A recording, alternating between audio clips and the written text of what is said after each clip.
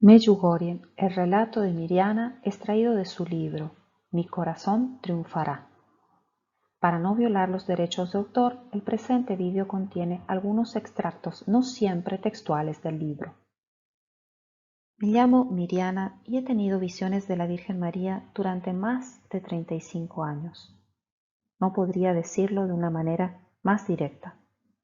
Entiendo que es difícil comprender o imaginar que algo así pueda suceder, sobre todo actualmente. Dudo que alguien estuviera más asombrado que yo cuando todo esto inició. Pero tienen que saber que médicos y científicos de todo el mundo me han estudiado y todos concuerdan en que soy una persona absolutamente normal. Incluso lo tengo por escrito. No escribo esto para convencer a nadie. Yo soy simplemente una mensajera. Decir que mi vida cambió la tarde del 24 de junio de 1981 apenas transmite la gravedad de lo que ocurrió. Hasta ese día yo vivía bajo la garra del comunismo y soportaba las dificultades que ello conllevaba. Pero lo peor empezó después de lo que vimos 5 niños y yo, algo que cambió radicalmente nuestras vidas, las de nuestras familias y las de muchas personas en el mundo. Algo que provocó también la ira del régimen yugoslavo. Los comunistas me declararon enemigo del Estado con solo 16 años. Quizás sus miedos estaban justificados, porque yo había conocido a alguien mucho más grande que el gobierno comunista. De hecho, mucho más grande de cualquiera que existiera sobre la tierra. Había conocido a Dios. Entre los 6 yo era la intrusa, porque había crecido en Sarajevo, una ciudad en la que todo contrastaba con los campos de Medjugorje. Medjugorje estaba habitado en su mayoría por croatas, un pueblo orgulloso que había soportado innumerables adversidades a lo largo de su historia. Se enfrentó a los turcos y a los opresores comunistas, manteniendo siempre su fe católica, aunque en 1981 tenía que ser muy discreto sobre sus creencias para no atraer la mirada escudriñadora del gobierno comunista. La población en Sarajevo, en cambio, era una colorida mezcla, conocida como la Jerusalén de Europa. Albergaba musulmanes bosnios, cristianos ortodoxos y la minoría católica croata. Sin embargo, la ideología dominante en estos días era el comunismo ateo. Muchos de mis amigos de la infancia pertenecían a religiones diversas. Solo unos pocos éramos católicos. Prevalecían los musulmanes y los ortodoxos, pero esto nunca significó un problema y nunca nos preocuparon estas diferencias. Aprendí a respetar desde niña a la gente de otros credos, mucho antes de que la Virgen María nos dijera que era justo hacerlo. A pesar de que no había agua corriente y de que se trabajaba bajo un sol abrasador, pasaba mis veranos en Medjugorje, donde vivían mis tíos y mis primos. Era mi segunda casa. Para mis tíos yo era una hija más. Nunca me sentí como una invitada en su casa. Rodeada por montañas, la parroquia de Medjugorje estaba formada por 5 pequeños pueblos y estaba dedicada a Santiago, el santo patrón de los peregrinos. Mis tíos vivían cerca de la falda de una colina llamada Potvrodde. Como todos, sobrevivían a base de cultivar tabaco, uva y otras cosechas. Ninguna de las personas que conocía en Sarajevo comprendía mi amor por este lugar, ni siquiera mis padres, porque en casa tenía todas las comodidades de la vida en ciudad. La vida en Medjugorje, en cambio, era muy difícil. Todos tenían que cultivar sus propios alimentos, el agua estaba racionada y el trabajo proporcionaba apenas lo justo para sobrevivir.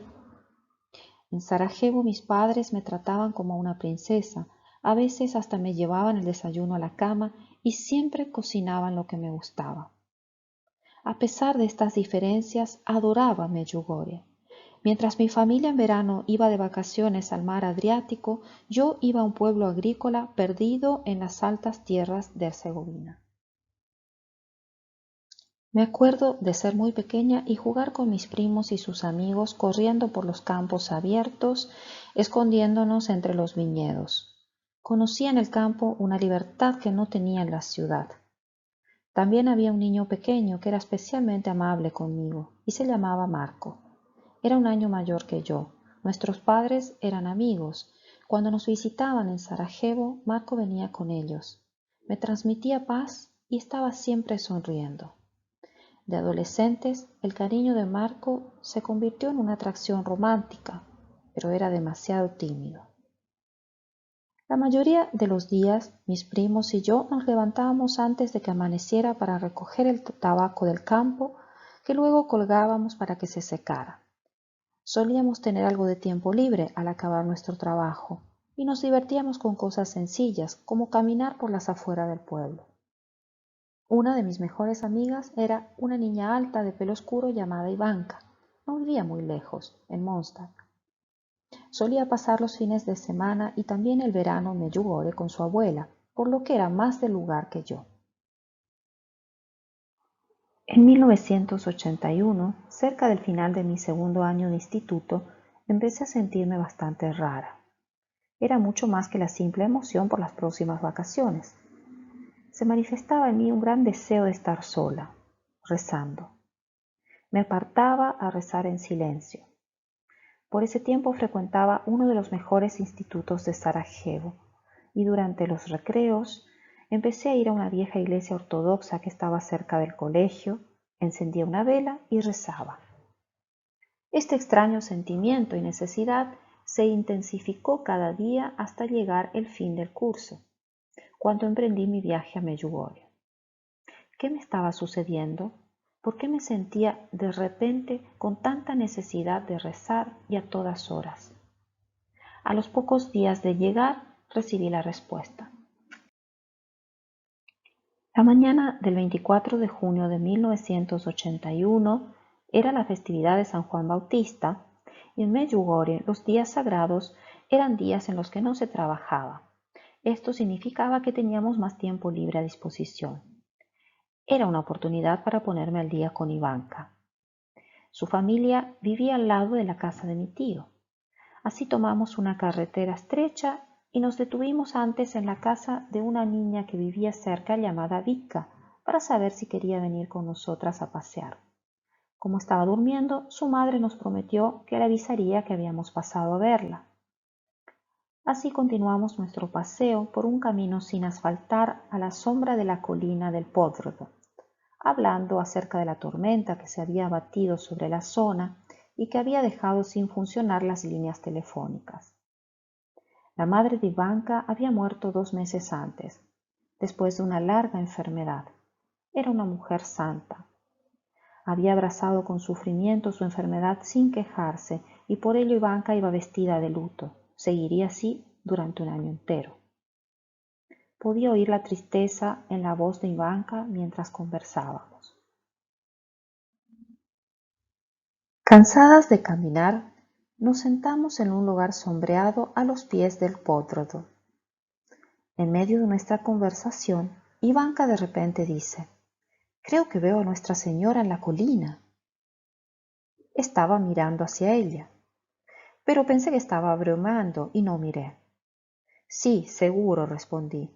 «Ha venido a ver lo que estamos haciendo porque no tiene nada mejor que hacer». Nuestros padres nos habían enseñado a respetar la fe y a no usar el nombre de Dios en vano. Pensar simplemente que Ivanka estaba bromeando con algo tan serio me hacía sentir incómoda. «Me voy», le dije, y emprendí el camino de vuelta a casa. Pero algo me decía que volviera, un sentimiento tan poderoso que me obligó a detenerme y dar la media vuelta. Encontré a Ivanka en el mismo lugar, siempre mirando hacia la colina, moviéndose de aquí para allá. Nunca la había visto tan nerviosa. Su piel morena estaba pálida como la nieve y sus ojos estaban radiantes. «Mira, por favor», me imploró. Lentamente me di la vuelta y miré hacia la colina. Cuando vi la figura, mi corazón dio un vuelco, temeroso y maravillado al mismo tiempo, mientras mi cerebro luchaba por procesar lo que estaba viendo. Nadie había subido nunca a esa colina, pero lo que vi era inconfundible. Allí, entre rocas y zarzas, había una mujer joven.